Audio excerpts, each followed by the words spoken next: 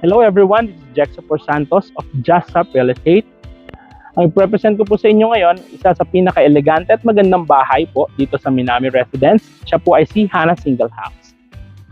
Ito po ang ating as delivered unit. So as you can see, malawak po yung space dito. Pwede kayo mag-park ng dalawang sasakyan, landscape, and mag-garden. Samahan niyo po ako, pasok tayo sa loob.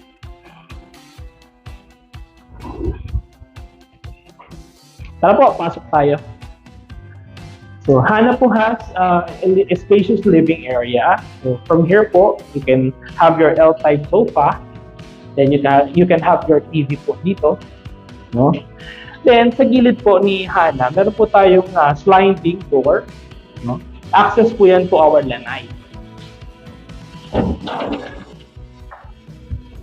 Ito po yung ating lanai, starting from here hanggang doon po sa dulo. Yan hanggang doon po sa unahan. Yeah. Dahil nga po, si Hana ay may 52 square meters floor area.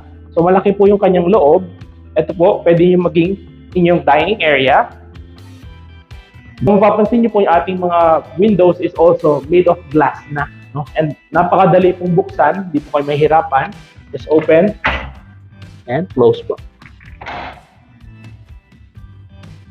So, dito po, sa ating ground floor, meron po tayong toilet and bath. So, kumpleto na rin po no, ng mga fixtures. We have shower, we have faucet, we have toilet bowl, and we also have lavatory with faucet. Nakatiles na rin po yung loob. And meron din po tayong access dito or provision for our exhaust. So, pwede po ilang buksan. Dito isarado. And also here at our ground floor, nandito po yung ating kitchen area. So malawak po yung ating kitchen sa mga clients po, or sa mga clients po natin na mahilig magluto. So tamang-tama po para sa inyo ito kasi maluwag po yung kanyang space. So hindi po kayo mahihirapan sa pagkilos nyo habang nagluluto po kayo. Some of our clients po, pwedeng dito ilagay yung ating pong ref. Pwede rin po dito. So, it's up to you po kung paano nyo po i-design yung bahay. Nandito po sa likod, ito po yung ating tinatawag na laundry area. So, very spacious po yung ating laundry area. Hanggang dito pa po yan. No? So, kung maglalaba po kayo, pwede rin po dito sa labas. Kung gusto nyo rin po maging dirty kitchen ito, wala rin po problema.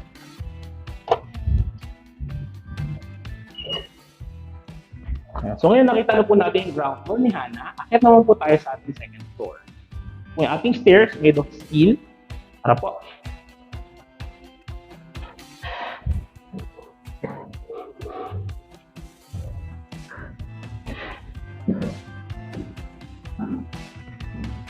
So nandito po tayo ngayon sa ating hallway. And Hana po has 3 bedrooms sa right side, sa left side, and also this would be your master bedroom. Dito muna po tayo sa ating first bedroom. Sa first bedroom niyo po, kasi dito yung mga double size bed. No? It is fit po kung 3 or 4, 5 po kayo sa isang family.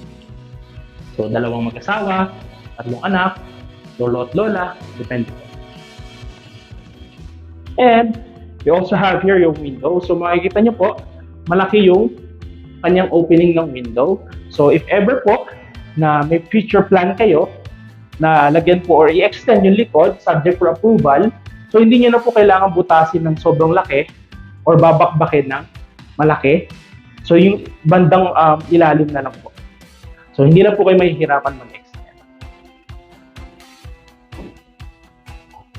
And dito po sa ating dun sa ating second floor, nandito rin po yung ating second toilet and bath.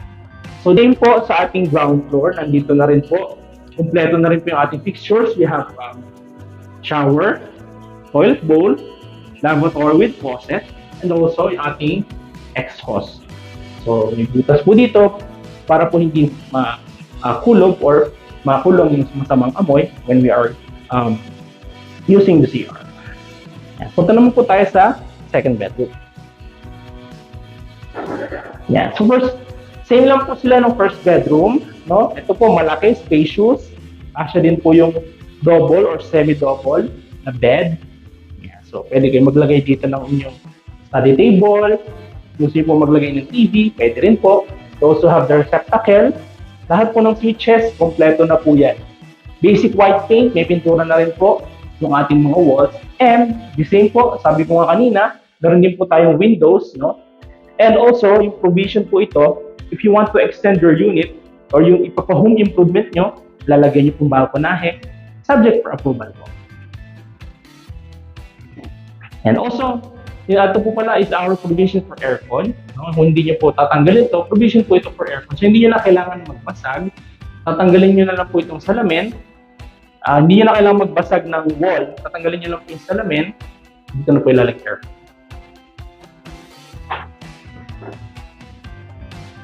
And lastly po, ito po yung ating master bedroom. So compared to other rooms, medyo mas malaki siya ng konti. No? Ito po kasya yung mga queen size bed. Then, same din po, lahat ng bedrooms, may basic white paint, provision for aircon.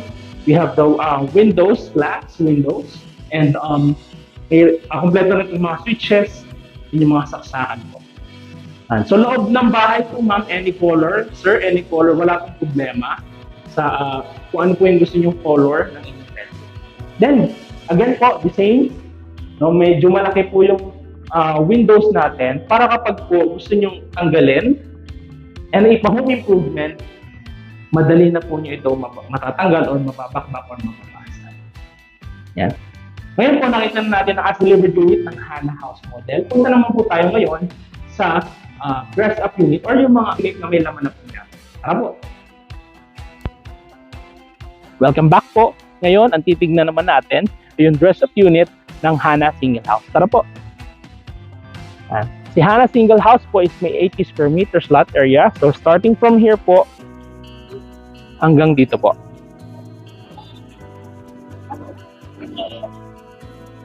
Yan. So lahat po ng space to, kung gusto niyo po maglagay ng garden, ng landscape, no, grotto, kung ano pong gusto niyo ilagay dito. And dito po sa ating Hana Single House, kasya po ang dalawang sasakyan. Tara po. So makikita nyo po doon sa likod, doon po yung access papunta ng back door. Pero dito po muna tayo sa main entrance. Tara po.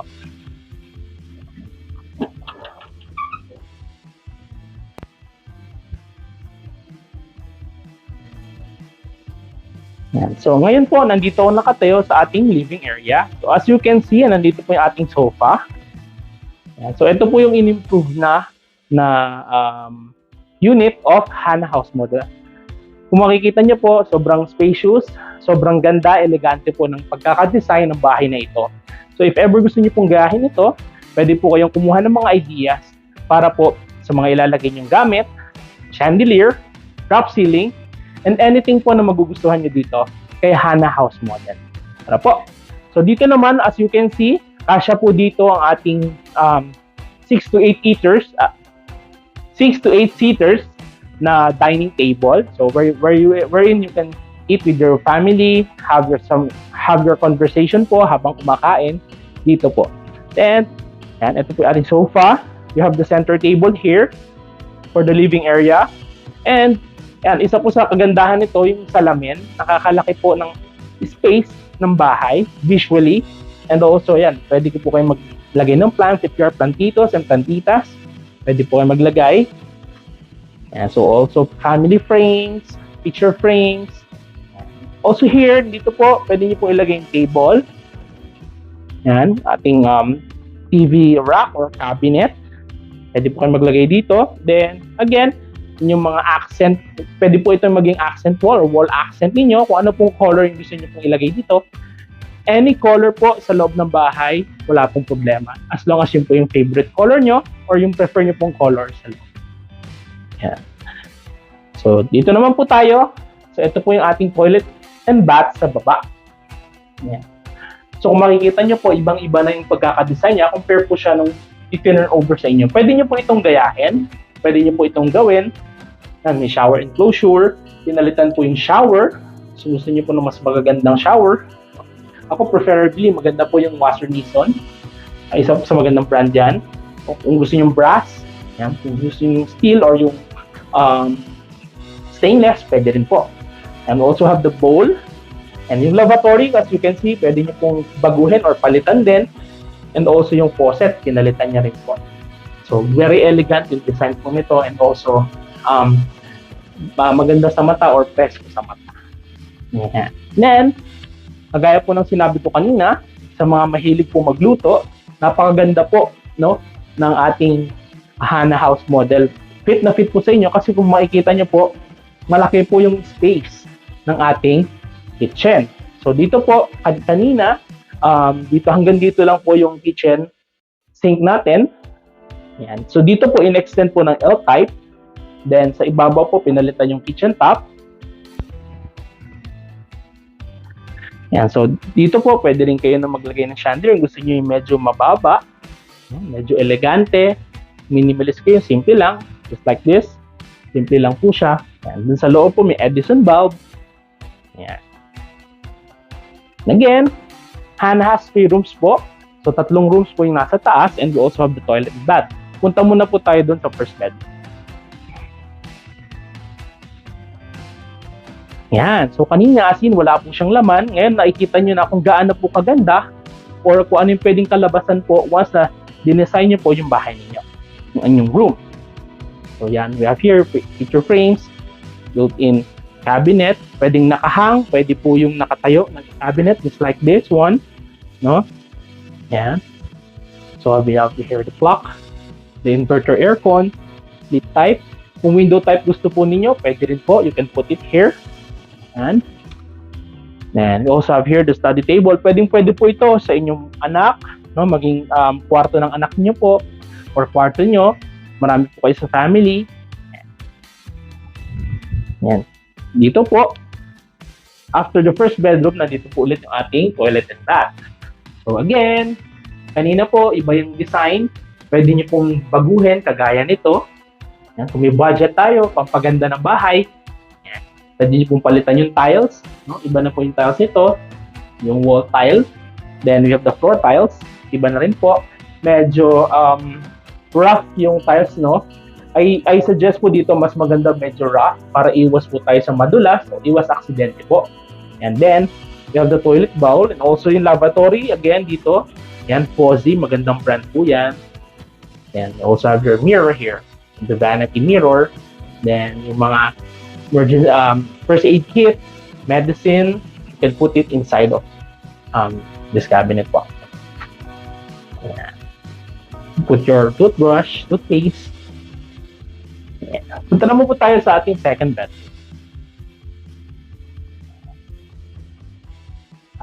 Ito po yung master bedroom na. So mapapansin niyo po medyo malaki siya compare sa other rooms. Yan, so gaya po kanina, pwede kang maglagay ng TV while you are resting here or pwede ka na habang nagpapahinga, lagay kayo ng TV, manood, mag-relax. You also have painting nyo po mag-asawa, family, pwede nyo po ilagay dyan, together ng may pin light na nakadirect po or light na nakadirect sa inyong picture frame. Then, also here, and so yung mga nag-work from home, pwede po kayo maglagay ng inyong office table dito. So, at least nasa comfort po kayo ng inyong tahanan habang nagtatrabaho po. And dito po, ang ating cabinet or closet. No? Yan. Pwede po kayo magpalagay nito. This one is laminated. No? No wood. Mas maganda po, for me, I suggest maglagay kayo ng solid wood para hindi na po siya madaling masira. And ito po, pwede nyo ihang yung inyong mga polos, dress, gowns, Americana. And lastly po natin, yung ating pong third bedroom. Yan. So sa third bedroom, ito po yung ating, kung dalawa po yung inyong anak, both of them are girls or boys, pwede po sila ditong magkasama sa isang bedroom. And yan, you can put division here if you want po, and then you can put door here para meron silang pagitan or meron po silang division. So dito may mga cabinets, pin lights. No? Suggest maganda po yung mga LED para tipid sa kuryente, LED lights. Yan, of course, inverter aircon, cabinets, all the designs. So makikita nyo po, very elegant to, pero hindi naman sobrang elegant, classy siya, no? And maganda sa mata. So yan po, kaya nakita nyo na yung Minami, ating Minami single house. Minami po is located at Barangay Santiago, General Trias, Cavite. It is very accessible po. So, sa lahat ng mga major roads dito po sa Cavite. If you want to invest, if you want na magkaroon po ng sarili nyong bahay, pangarap niyo magkaroon ng sariling bahay, message us or email or comment down below so we can assist you at matulungan po namin kayo sa inyong pag-abot ng inyong dream home. Yun lamang po, and abangan niyo po kami sa mga susunod naming videos. Again, this is Jexo Por Santos. Goodbye and God bless you all.